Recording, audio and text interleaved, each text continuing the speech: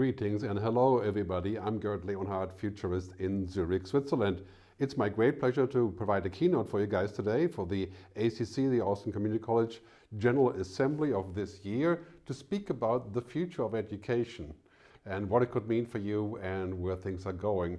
I'm a futurist. I've been doing this roughly for 20 years, and one of my key topics is education. I'm very excited about it. I'm very enthusiastic and very passionate about education. So it's really my great pleasure to share this with you today. And after my keynote of 2 hours, no, just kidding, 40 minutes, we're going to have a conversation later with question and answers, which I really look forward to. So thanks for tuning in. So when we talk about the future of education, I think it's quite clear that the next 10 years are going to bring fundamental change to everything. In many ways, you could say that the world is kind of upside down, not just COVID, but also, of course, the war, Russia, Ukraine, the inflation that we see around the world, climate change concerns, automation, artificial intelligence, you name it. Right? So we're heading into a future of what I like to call sometimes perma-change, which basically means that change is everywhere. And I think that's always been true, but now it's especially true because now technology is really changing our world at a very, very fast pace. For example, artificial intelligence, cloud computing, battery-driven cars, electric vehicles. I know your town, of course, is predestined for this, given the home of Elon Musk, Tesla. I've been to Austin, by the way, many times before. It's always been a great pleasure, and I do hope to come back eventually. But anyway, go back to the perma-change. So what we have now is a world it's like a giant one of those snowflake things that you buy in Venice. You know, you shake it up and everything goes upside down. And that's true for tourism, it's true for travel, it's true for technology, very true for education. And education is an industry and a sector that has been kind of, improving slowly, but it's been kind of a little bit off the grid for the dramatic changes that we've seen in media and, of course, technology, computing, but also, of course, transportation and other things. But the perma-change is coming. And here's one of the key points there. I think that in this kind of perma-change world, that education as usual won't cut it. Because education as usual is mostly about downloading information for later and storing it, learning something and then deploying it. And that's basically what we do. That's how I went to school. That's my kids, who are 27 and 33, kind of went to this traditional way of schooling. I think it's going to be entirely different, the way that we look at education, to be able to answer those VUCA questions, right? You know what VUCA, of course, volatility, uncertainty, complexity, and ambiguity. We have to answer by saying, well, we have to flip the VUCA, right? Velocity, unorthodoxy, co-creation, and awesomeness. I love that good old American word. Doesn't really exist anywhere else in that same way. But awesomeness, how do we create awesome people, awesome students? How do we co-create? How do we do unorthodox things? How do we invent our future? I mean, clearly, most jobs in the next 10 years don't exist today. I mean, there's been a lot of research saying, some people like Dell Technologies has said, roughly 70% of all new jobs in 2030 don't even exist today. So yeah, it's VUCA world. We have to flip it: velocity, unorthodoxy, co-creation, awesomeness. Looking at this chart, basically in the last 10 years, our changes have been so big that it's like a long list of things that have gotten worse, some things that have gotten better. But since the COVID crisis, vast acceleration of everything, of technology, of changes, of challenges. And I think it's safe to say the next 10 years will bring more change than the previous 100 years. I know that sounds like an overstatement, considering World War II and the internet and television and of course the atomic bomb, right? But yes, the next 10 years, we're going to have quantum computing, abundant energy with nuclear fusion. That's probably 10, 15 years away. Genetic engineering of humans. It's mind-boggling, the possibilities. Most of it could be just amazing for us if we have the right wisdom to run them, right? And to actually figure it out. So right now we're kind of in this position. We're like these birds. I love that picture, sitting on a rubber cord and just making a temporary home there. And I think for many students and also for faculty and staff in general, it comes down to learning a bunch of new things, resilience, agility, creativity, and imagination. Einstein said imagination is more important than knowledge. And how do we learn that at college, right? And how do we learn these things, hope and optimism, and how do we develop foresight and intuition? And lastly, of course, How do we further our human-only skills? How do we compete with machines? There's many things that machines will almost never be able to do. Like intuition, imagination, foresight, that's very difficult for a machine. Humans do that all the time. And how do we actually develop our intuition? Do we go to school for this? That's not really a skill. That's more like a personality trait, right? And we need to further that with all students, with ourselves, with our kids, of course, right? And because of COVID, and now everything that's happening around COVID, resilience, right? Agility, reinvention. That's what it comes down to. I think very few businesses will be the same or have been the same since COVID and now post-COVID. And everything is basically going to fast track to being completely turned upside down by a bunch of revolutions, which I want to talk to you about. And the bottom line of all of that is that business as usual is dead or dying. That's not necessarily bad news. I mean, it can be bad news if your business is threatened by death, of course, like, for example, the cruise ship business, right? Or like Nokia was years ago, right? But business as usual is changes. That's a vast opportunity. It will require, of course, education to change as a consequence. Here's a couple of data points on this, right? So the top 10 list of risks and changes, World Economic Forum, I mean, it's mind-boggling to see climate action, extreme weather, all the green stuff is, of course, climate change issues. The red stuff is societal. So cohesion, erosion, livelihood crisis, loss of trust. And we're seeing, of course, here the way this curve is shaken up. Basically, natural capital is declining. We're destroying our environment, but we're making more money in average, right? That's a really tough realization that natural capital is declining like this. The frequency of extreme weather events, of course, in California, also I think in Texas now, extremely hot, same in Europe. That's basically heading towards a pivot point of climate change of 2% warming. That's already tough. Look at these numbers. I'm going to share them with you later as a PDF. But yeah, vast challenges how we can overcome this and fix it eventually and not get to 4 degrees. Right? And how we eat, for example, is under fire, right? Basically, eating meat, livestock production and so on is 18% of all CO2 in agriculture and food. That needs to change, and now we're going to have things like meat from the lab, right? You heard about this cultured meat substitutes. The future may very well be vegan, even though, you know, I'm not vegan or vegetarian, but that could be a trend that we're going to see. How we eat and how we change, that has impact on everything. Good news, of course, in the US is the latest bill, the IRA, the Inflation Reduction Act, that finally passed after a lot of back and forth, $500 billion towards the green economy. I think that is just a phenomenal piece of progress, and I'm very happy to see that. That's going to create a lot of new jobs, especially in your area. That's going to create a lot of opportunities and also some positive thinking. Other things that are kind of a challenge for us is the fact that machines will do a lot of the routine work. It's kind of hard to define what routine work is, like driving a car is not really routine work. It appears to be, but it's not really. But a lot of routine work, financial advice, filling out spreadsheets, scheduling stuff, you know, machines will do that just like they do manufacturing in the plants now, in the car plants.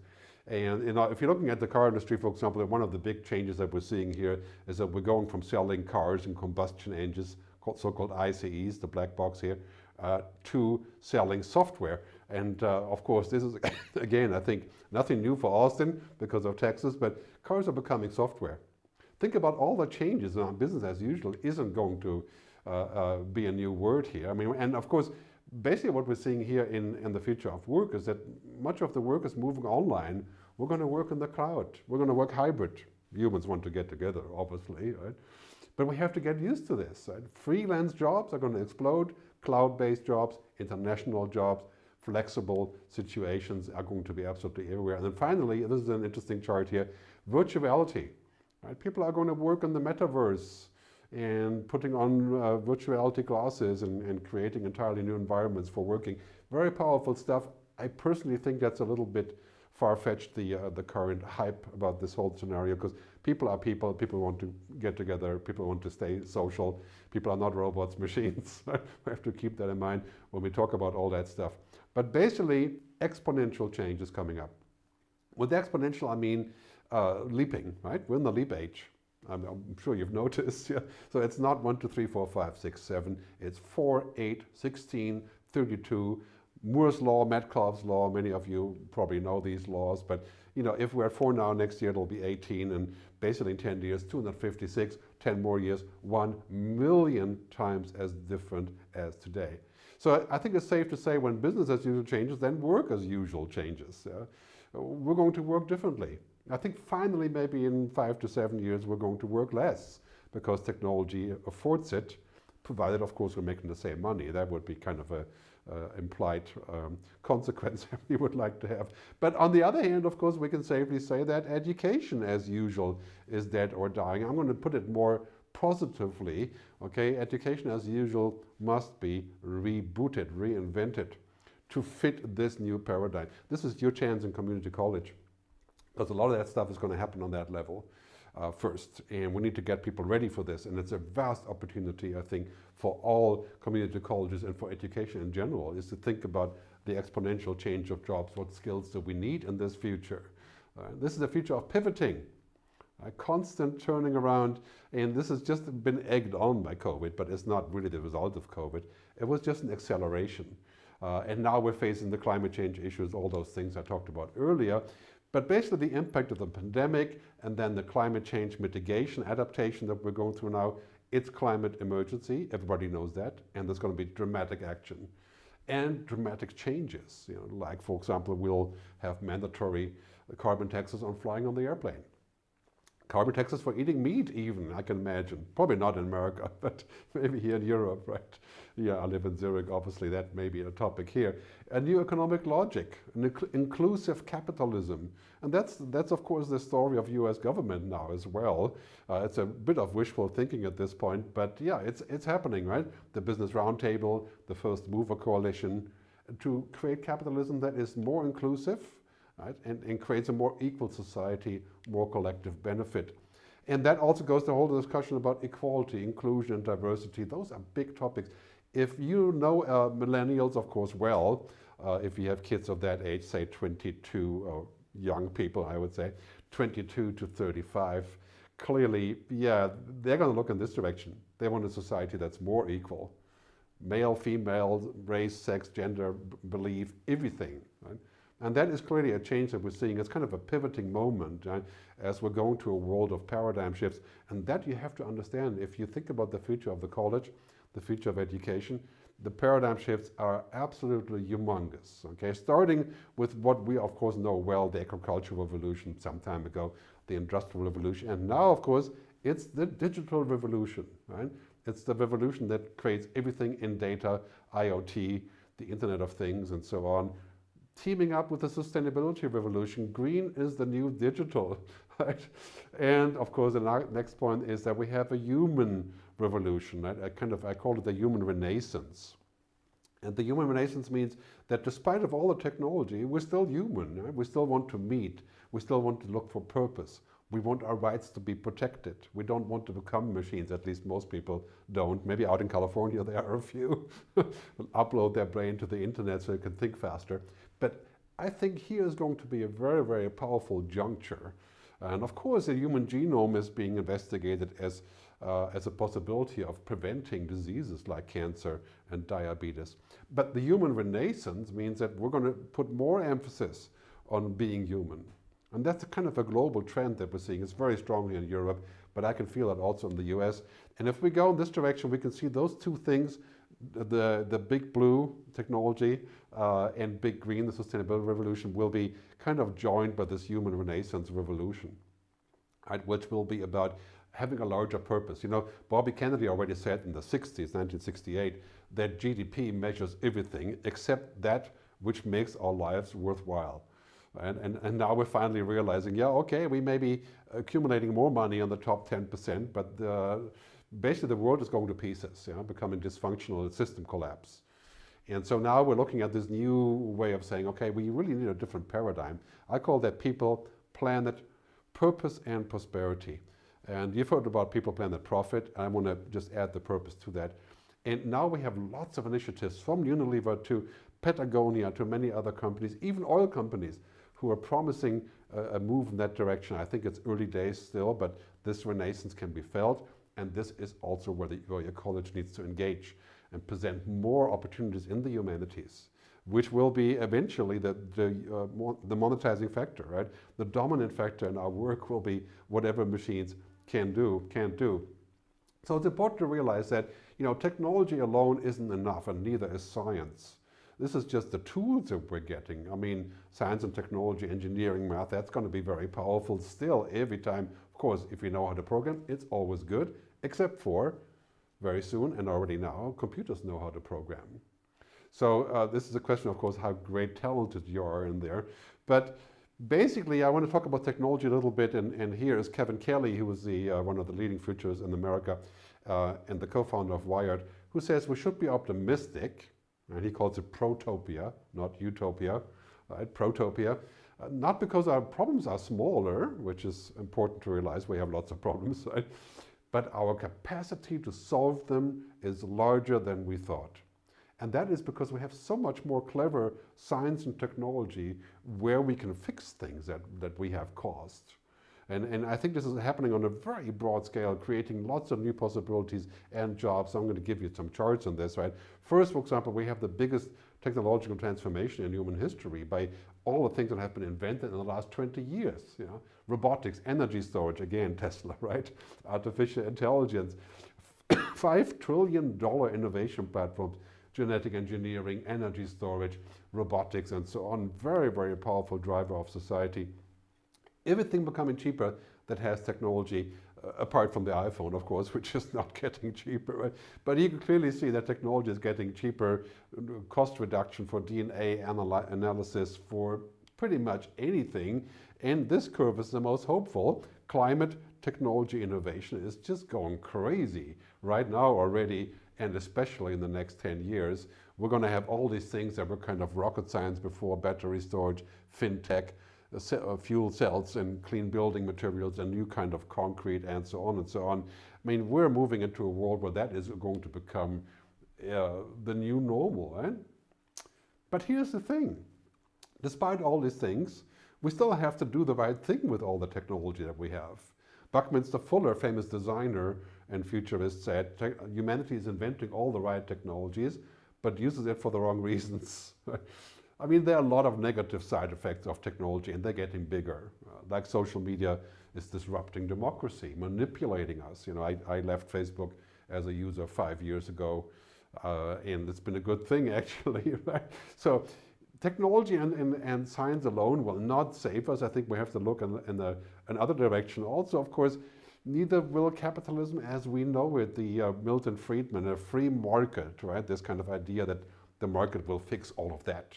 Well, no, the market will not fix inequality. It will not fix climate change. Right? It will not fix artificial general intelligence, because it makes a lot of money. I mean, look at social media. We haven't really fixed anything there. It's quite detrimental in many ways. But we have to understand this, that we can't just leave this open out there. We have to take action to essentially devise a new market. And I talked about this earlier, the kind of paradigm of people, planet, purpose, and prosperity is basically everywhere now. And that's our ticket to the future. I think every politician is realizing this now. It can't just be profit, right, and growth. And we have to educate our students to think in that direction, a different paradigm. We're going to see stock markets based on this, right? Renewable long-term stock markets, already the first one in San Francisco, the long-term stock exchange. One of the ways we can do this. Go back to this for a second, right? This is Jacinda Ardern, the Prime Minister of New Zealand, and she's amazing, right? And she talks about why we have to go into this new direction of looking at purpose, right, and defining it. So I'm going to play a video again. It's quite entertaining. One of the ways we can do this is simply by widening our idea of what prosperity means. Because if a country has been growing economically for 30 years, yet large numbers of its citizens haven't felt the benefit, is it really moving forward? If a country has a relatively high rate of GDP growth. On YouTube, but Jacinda says basically what's happening here, and I think this is a trend that we're seeing around the world, is we have to bring prosperity in the context of purpose and planet and people. And I think a lot of women around the world are gearing up to take charge of this. The German government just hired the CEO of Greenpeace as climate change envoy. Look what happened in Colombia, where I think a cleaning lady became a vice president just recently. Right? I mean, all the world we're seeing around this fundamental change, also in the US, more women, more minorities. It's going to take a little bit longer, I think, in America for that to play out, but I have high hopes. These things are changing, and that also means that education is changing as a result, because people in charge of education are changing. And you're going to see dramatic changes, I think very, very positive ones, as we've seen, for example, in Finland, with the kind of education that's much more focused on reality, right? On working together, on inventing your subjects. So let's talk about what machines are doing in the future and what humans will be doing. HI, human intelligence, and AI, artificial intelligence. So the bottom line is, I think we can safely say that anything that can be digitized or automated, virtualized, will be. That doesn't make humans useless.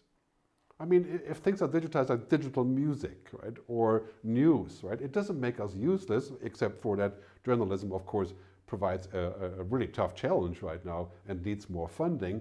But humans aren't useless because of that, because these machines are just machine intelligent. Right? They have intellectual kind of knowledge, right, binary knowledge, but we have multinary knowledge. We have 10 different kinds of intelligence: social, kinesthetic, musical, intellectual, emotional intelligence. Some people have, right? Especially women are said to have a lot more than men.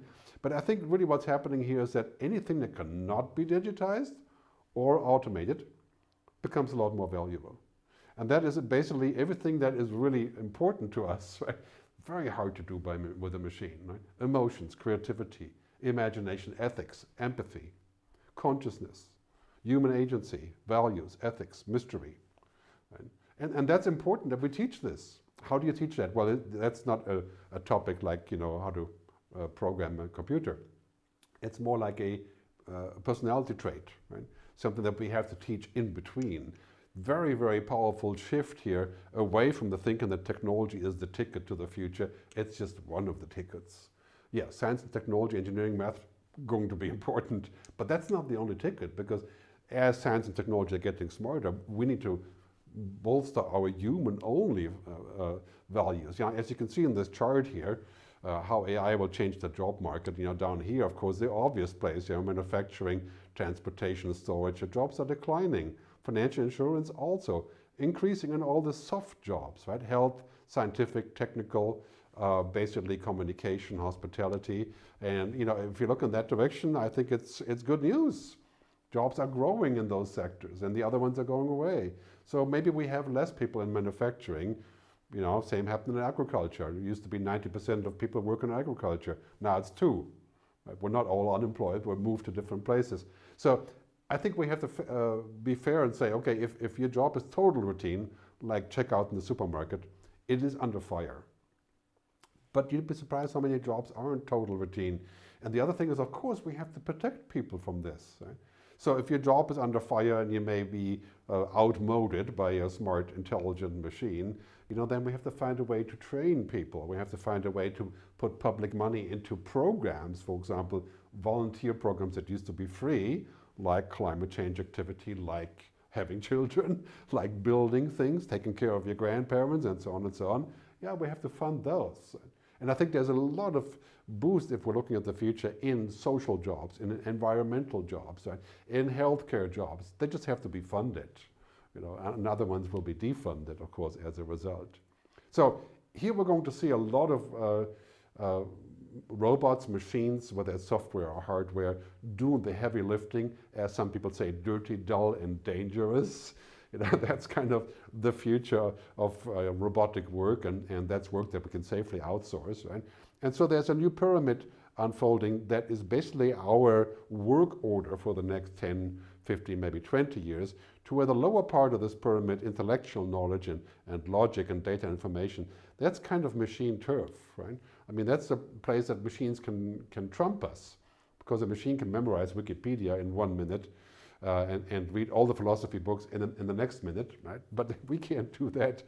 Our job is to move up the pyramid, deeper knowledge, tacit knowledge, quiet knowledge, implicit knowledge, not explicit, understanding, wisdom, purpose, right? Human agency, right? Consciousness, spirituality, all these things that make us, they're on the top of that pyramid, impossible jobs for machines. And I wouldn't want the machine to be conscious. Yeah? I want the machine to be competent, so it can drive me, fly my airplane, do my taxes. Right? I don't want it to tell it what the purpose of life is. Right? So up here, that's where education is going. Right? Human-only turf. We're going to stop looking at things like downloading information so we have it ready later. It's going to be much more about the human-only things: tacit knowledge, understanding, wisdom, collaboration, imagination, foresight. Right? And that's already quite apparent, looking at what technology business, for example, leaders of technology companies are, to a large degree, creative people. They even come from Waldorf school and from art school in the UK, quite a high number there. Right? So basically, what we're looking at is this, right? As artificial intelligence is going to be mushrooming, and again, thanks to a large degree to what Elon is doing with his various companies. Artificial intelligence, defined by Demis Hassabis from DeepMind, is computer systems that turn information and data into knowledge. Think about this for a second. I mean, if you're in a college, you're running a college, you're working in a college, yeah, you're providing knowledge. Right? And now all of a sudden computers have knowledge. Isn't that our turf? But what kind of knowledge do computers have? Right? I mean, this one has knowledge of, appears to have sort of human shape kind of knowledge. But here's another track I think that you will appreciate a lot when it's about AI and machine learning. This is an app called DALL-E, D-A-L-L-E, that invents images that didn't exist before by just using typed commands. And now the cover of Cosmopolitan magazine last month was done by DALL-E, by an AI, provided by OpenAI, that's the project, where it just made a cover in 10 seconds. Of course, didn't get paid. I guess that's a benefit. But okay, so that is interesting, but is it truly creative? Does it have imagination? I think it's still binary. It's interesting, right? But think about this for a second. If computers have knowledge, right, we have to take a good look and say, my view is, as many Zen masters have said, knowledge without wisdom is useless. And others have said, wisdom without spirituality is useless.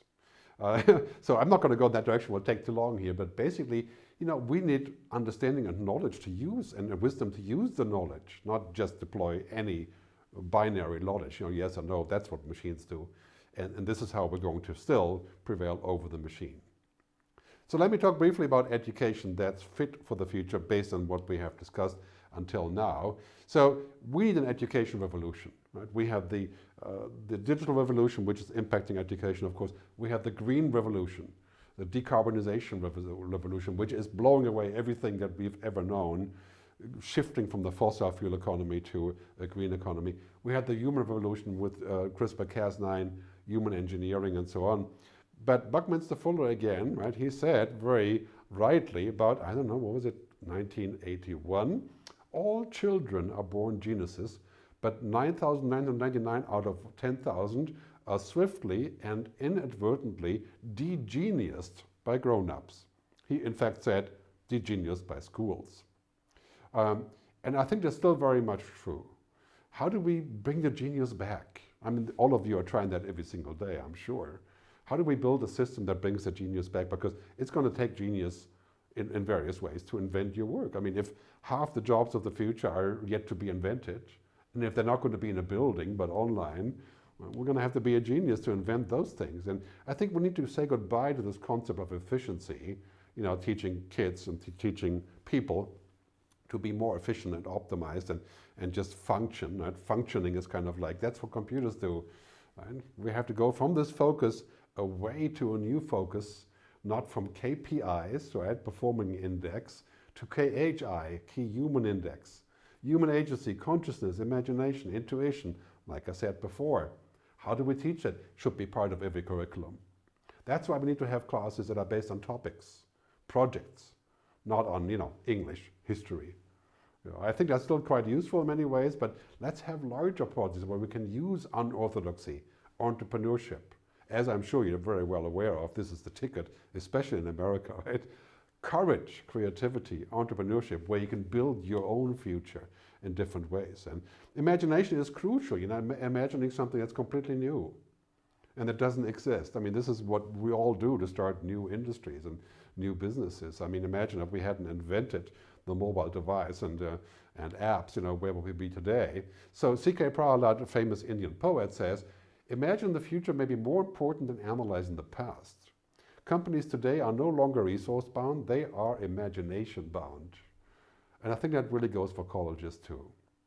Yeah, resources are still important, knowledge is important to some degree, right?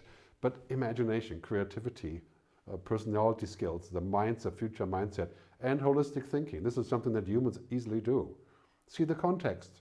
I mean, I can't tell you how many times I've used Google Maps and Google did not see the context of what I wanted and where I wanted to go. It just saw the straight calculation. It was utterly wrong, right? It's a good, I mean, it's a great tool for those things, but holistic thinking is not the power territory of computers. That's what we do, right? We think holistically of larger things.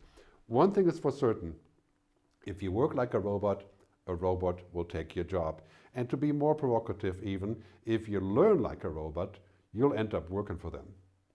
And I think many people still around the world in many, many colleges and universities and of course high schools as well, they learn like a robot, right? They're just digesting stuff and tick on the box. Yeah. We'll have to stop this and move towards working in a different way, where we do the things that robots don't do, the flexible thing, the human-only skills, the traits. Right? And clearly, it's going to be a hybrid world. We're going to use technology of any kind, but I really believe that personal learning and face-to-face activity is really what makes it happen.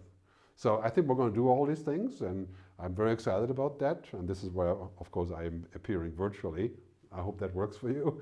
But generally speaking, yeah, we're going to move towards a different kind of learning, right? A project-based learning, a learning where we're going to say, well, let's look at what is the problem and identify what we need to know, and then learn and apply to save the problem with all those neighboring territories, practice and context, technology, theory, right? In an entirely new way that we've never done before. And that has been the practice in many schools, as I said, in Finland, for example, the UK art schools, here in Switzerland at some schools. We have to learn how to think differently about what we do. But otherwise, we end up just kind of digesting information and becoming a robot ourselves. So, as I said earlier, the jobs that haven't been invented yet, here's a great example. I used to be in the music business. That's how I got to Austin for South by Southwest many times. And now we have all these new jobs in the music business. They're not record labels, they're not publishers, They're not traditional A&R people, right? They're data jockeys and royalty miners, Those are all new jobs. And I mean, just look at social media, as bad as some of it is, 21 million new jobs in 12 years. Right? So I would say 10 million jobs in climate change and new energy, tens of millions in social and healthcare, because we're going to need a lot of that going forward. Right? The question is, how do we fund it? How do we raise the money? And how we distribute the money? That is the main problem, because we do have the money. Right?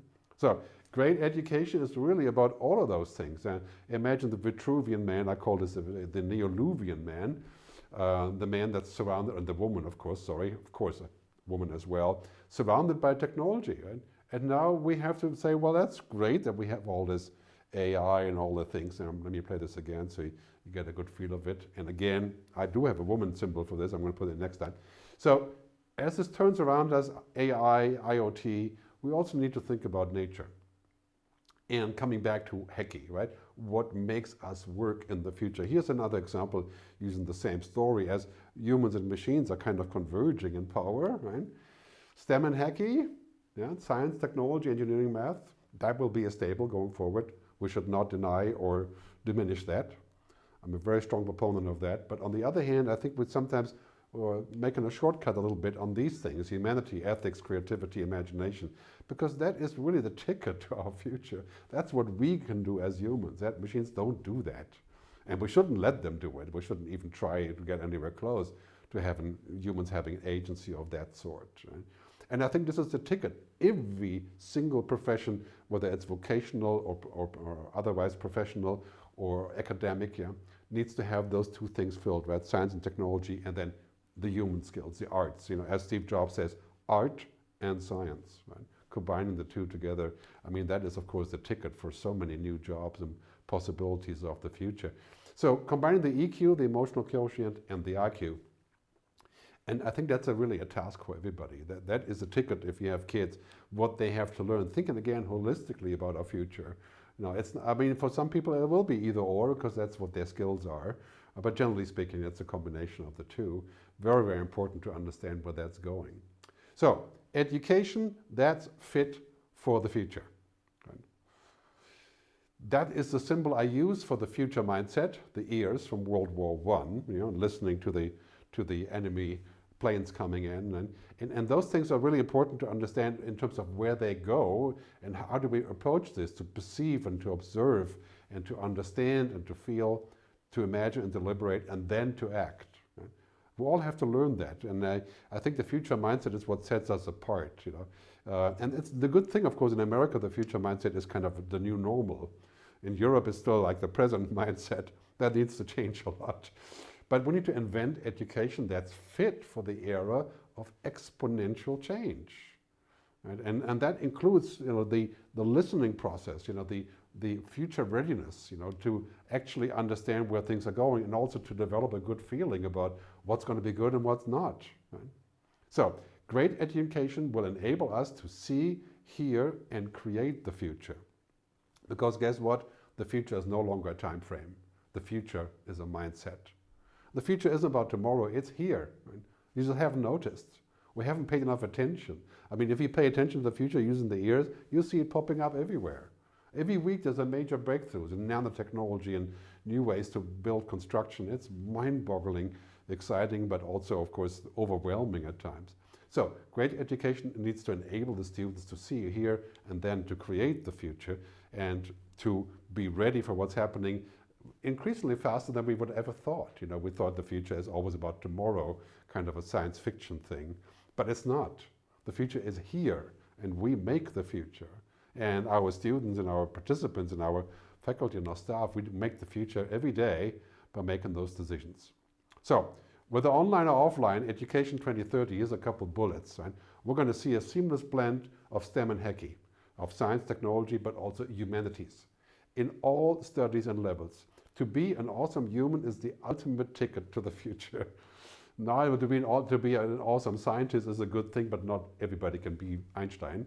Right? So we need to figure out how we combine the two. That is so crucial that we combine the curriculum to develop a holistic approach to the future. A flexible delivery, right? The idea of hybrid, virtual, right, with a human emphasis, that is going to be important. I think there's no substitution for face-to-face experiences because even the best remote experience is still remote. It doesn't have the feel, the audio. It may have in 10 years, but I'm not so sure I would want that because it's kind of addictive in so many ways. Right? So technology-assisted educational programs, AI, virtual reality, mixed reality, holograms, that's coming. It's a little bit early for this because we still need to kind of recover from the COVID thing, which wasn't so great on technology for many people. Lifelong learning to basically support the constant workforce changes. And there's going to be so many possibilities that need to be supported sort of on the fly. So 6 months later, we have a new program, a new vocational micro-certificate.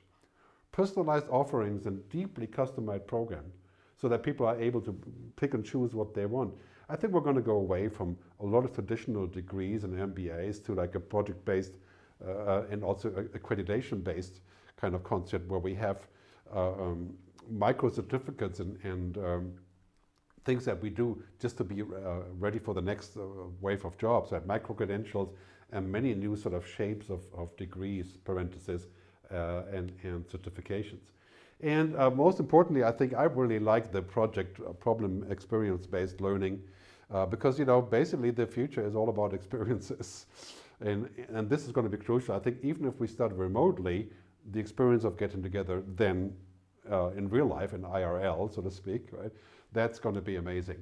Last one, very important, I think, let's not lose faith on this. I think there will be more funding for education across the board, especially in the US, as the workforce changes. Because that is the ticket. If we don't have good education to get the workforce ready and to get leaders ready also, then it's going to look bad. Right? And it's quite obvious, a lot of people, that we have to really change this and we have to bring down the costs. And of course, here in Europe, we have a whole different story on this. Right? It's mostly public still. And I think we may still see that in the US as a development as well. So I want to share a video by Justin Trudeau, Prime Minister of Canada. This is a graduation video where he talks about what people have to do and how they have to look at the future. I know the future can seem especially daunting. But believe me when I say you have everything you need, not only to achieve, succeed, and build, but to be happy. No one gets to choose the world into which they graduate. But you do get to choose the world that will be your legacy. So it's interesting, he says we can't help where we came from, but we can shape the future. We are descendants of the past, all of us, but we're also parents of the future. What kind of future do you want for your kids? What kind of future do you want for your students? I mean, that is the key question. And how do we get people to build that future? And how do we build the next step for them to learn this? So last year in the COVID times, I made a film called The Good Future. And you can find it at thegoodfuturefilm.com, because I wanted to show how we can have a future that's better than we think. That's my general opinion, is that we can find a really good future if we make up our mind correctly and if we pay attention. So the good future is entirely possible, and education is the key. That's how we're going to create a good future, by having the right education, the right training, the right tools to go into the future. Going back to what I said in the beginning, let's not get stuck on the VUCA, the volatility, uncertainty too much. That's a negative story. Let's flip that around and talk about velocity, speed, unorthodoxy, co-creation. And let's teach that to our students to have this kind of approach. So there's a great saying by Barbara Hubbard, a futurist. I want to end with that. As we see the future, so we act. As we act, so we become. Let's hope we can teach our students and participants and ourselves and to look at the future in a positive way, so we can create a positive future. Thanks very much for listening. And now I'm ready for some questions. We're going to have a live debate. So I look forward to getting the tough questions from you and to connect them further to discuss this. Thanks very much for listening.